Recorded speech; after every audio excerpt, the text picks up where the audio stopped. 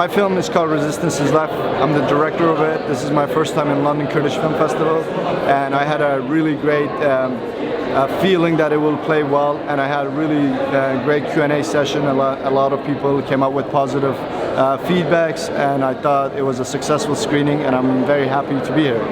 So Resistance is Life is a story about an 8-year-old girl named Evelyn. She represents the struggle and resistance of her hometown called Kobane against the onslaught ISIS militants.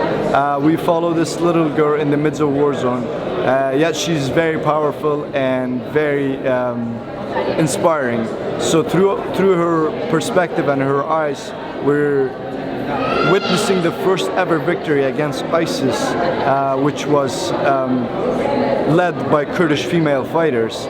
And it's a story of hope, story of uniting, and story of believing in one another. And I saw a lot of great solidarity coming from western part of the world. People came to the border and tried to help, and that is one of the reasons we wanted to name the film Resistance is Life, which is a Kurdish motto, Barkhudan Jiane.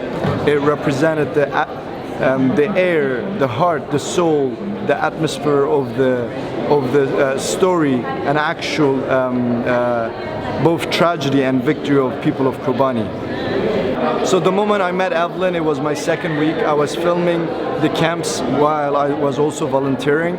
She came in front of the camera and she asked me, "Do you want to interview me?" I was like, "Okay, let's see what this little girl has to say." The moment I turned the camera on, as you saw in the film, is the moment where actually she tells her story, where they come from, how they escape, and what happened to them, and where they're at right now. Evelyn had such a good spirit as not only a child, but like a leader, as a woman, you know, as a woman of region that has been oppressed or misunderstood or misread for so many years, that Evelyn was the perfect character.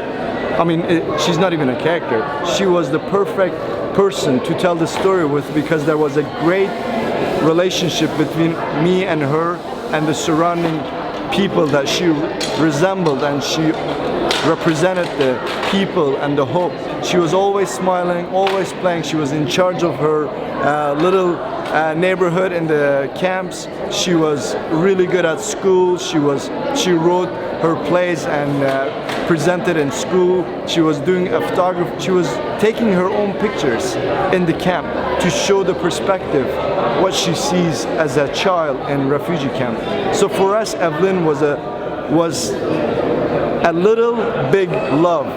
She was, you know, an 8-year-old girl, but what she carried on, what she had, was beyond our expectation. And she was so powerful, and she was so inspiring, engaging with the community, with the people, and it was the perfect person to work with and carry the message for a better future and for hope. I'm in touch with Evelyn and her family. Unfortunately, they're still in the camps because tragedy and war creates choices on people, and it's not easy for some to go back where there's a destruction continuously happening. And the current situation in Rojava is not getting better. As you follow in the news, there are new players in the game, and there's new invasion of different parts of Rojava. But Evelyn is still powerful, as we saw in the film. She's still striving for her education, and she's hoping to become one of those world leaders one day. And I truly believe in her passion and her dreams. I initially decided to go volunteer in the refugee camps in the summer of 2014 when the ISIS started attacking the region. I went there for a month to just volunteer in the camps. I was working in the food depot, dividing food and giving food to the people in need. I worked in clothing depot. I was a translator for Doctors Without Borders, became a practitioner nurse because I knew 3 languages on the ground. So I did a lot of volunteer work. During my volunteering, I decided to document every day of my journey.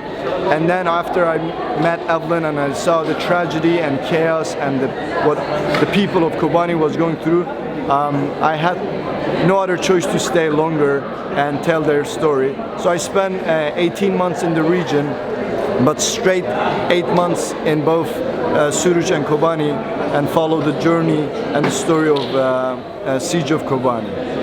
Well, I mean, definitely was an impactful project for me, and it's always going to be in my heart and in my mind. It's hard to walk away from such projects, and I'm definitely thinking of writing something about the struggle, also the positive side of people coming over oppression. So it's a big part of my life because it wasn't an easy journey, and I'm definitely considering to use it as a fuel in my future projects, as an inspiration, as a voice. No matter how hard life and circumstances could be, we can achieve and overcome and pursue for better days. I think Kurdish cinema is going far beyond people's expectation, which is a great accomplishment. Amazing films coming out every year from the region, especially all 4 parts of Kurdistan. And I think the future generations are having a great sensibility of storytelling rather than trying to create a dramatized something. I think the storytelling and cinema in Kurdish history is going to play a big role.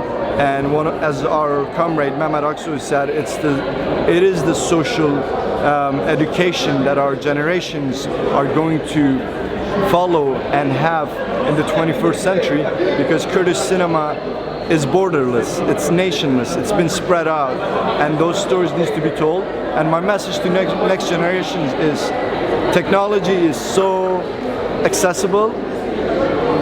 Listen your heart, grab a camera and go for it. Do not wait for anyone to tell you what to do or how to do it. I think the more sensible you are, the more you follow your passion and emotions. With the advanced technology nowadays, everyone should be able to tell stories that they want to share with the rest of the world.